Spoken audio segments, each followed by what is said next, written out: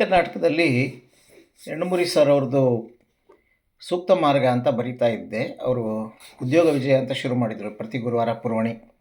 ಆಗ ಸಮಯದಲ್ಲಿ ಶನಿವಾರ ಒಂದು ಗೃಹ ವಿಜಯ ಅಂತ ಶುರು ಮಾಡ್ತೀವಿ, ಅದರಲ್ಲಿ ಏನಾದ್ರು ಬರಿ ಅಂತ ಅಲ್ಲಿ ಉದ್ಯೋಗಿಯಾಗಿದ್ದ ಕೇಶವ ಪ್ರಸಾದ್ ಅವರು ಹೇಳಿದ್ರು. ಆವಾಗ ಮನೆ ಮಾತು ಅಂತ ತೊಗೊಂಡೆ. ಆ ಸಮಯದಲ್ಲಿ ಮನೆ ಕಟ್ತಾ ಇದ್ದೆ ನಾನಿಲ್ಲಿ. ಸೊ ಅದರಿಂದ ಏನಾಯಿತು, ಮನೆ ಬಗ್ಗೆ ನಾನು ಪಟ್ಟ ತೊಂದರೆಗಳು, ಏನೇನು ಮಾಡ್ಬೋದು ಏನೇನು ಮಾಡಬಾರ್ದು, ಬ್ಯಾಂಕ್ ಸಾಲದಿಂದ ಹಿಡಿದು ಸೈಟು, ಮನೆ ವಸ್ತುಗಳು, ಮನೆ ಒಳಗಿನ ವಸ್ತುಗಳು, ಮನೆ ಜನ, ಮನೆ ಸುತ್ತ ಇರೋ ಗಾರ್ಡನ್ನು, ಎಲ್ಲದ್ರ ಬಗ್ಗೆನೂ ಬರೆದೆ.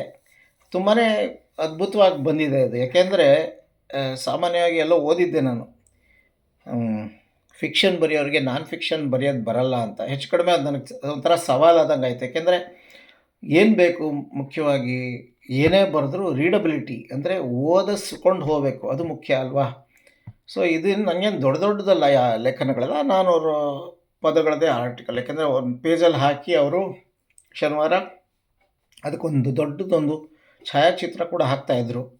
ಪುಸ್ತಕನ ವಿಜಯ ನಿಡ್ಸಾಲೆ ಮಾಡ್ತೀನಿ ಅಂತ ಮುಂದೆ ಬಂದರು. ಸರಿ, ಎಲ್ಲ ಆಯಿತು, ಪುಸ್ತಕ ಎಲ್ಲ ರೆಡಿ ಆಯಿತು. ಏನು ಹಾಕೋದು ಇದಕ್ಕೆ ಮುಖಪುಟ ಅಂತ ವಿಜಯ್ ಕೇಳಿದ್ರು. ಅವ್ರ ಮನೆ ಮುಂದೆ ನಿಂತಿದ್ದೆ. ಅವರು ನಾಗರಬಾವಿ ಒಂದು ಅದ್ಭುತವಾದ ಒಂದು ಮನೆ ಕಟ್ಟಿದ್ದಾರೆ, ಸುಗ್ಗಿ ಅಂತ. ಸರಿ, ಅದ್ರ ಮುಂದೆ ಅದರ ಬಾಗಿಲಲ್ಲಿ ನಿಂತ್ಕೊಂಡು ಮಾತಾಡ್ತಾ ಇದ್ವಿ.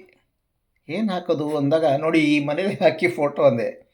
ತುಂಡುತನಕ್ಕಿರ್ಬೋದು ಅಥವಾ ಇಂಪಲ್ಸ್ ಅಂತಾರಲ್ಲ ಹಾಗಾಗಿರ್ಬೋದು. ಆದರೆ ಆ ಮುಖಪುಟ ತುಂಬ ಚೆನ್ನಾಗಿ ಹೊಂದ್ಕೊಂಡಿದೆ ಅದಕ್ಕೆ. ಮನೆ ಮಾತು ಅನ್ನೋದು, ಮನೆ ಒಳಗಿನ ಮಾತು, ಮಕ್ಕಳ ರೂಮ್ ಹೇಗಿರಬೇಕು, ಹೀಗೆ ಕಂಪ್ಯೂಟರ್ ರೂಮ್ ಹೇಗಿರಬೇಕು, ಎಲ್ಲ ಬೆಳಕು ಹೆಂಗಿರಬೇಕು, ಹೀಗೆ ಎಲ್ಲನೂ ಒಂದೊಂದೇ ಬರಿತಾ ಹೋಗಿದ್ದೀನಿ. ತಂದೆ ತಾಯಿಗಳಿಗೆ ಯಾವ ಥರ ಇರಬೇಕು ಜಾಗ, ಮನೆ ಬೆಡ್ರೂಮ್ಗೆ ಯಾವ ಬಣ್ಣ ಇರಬೇಕು, ಆ ಮಟ್ಟದವರೆಗೆ ಎಲ್ಲದನ್ನೂ ಸೇರಿಸಿದ್ದೀನಿ.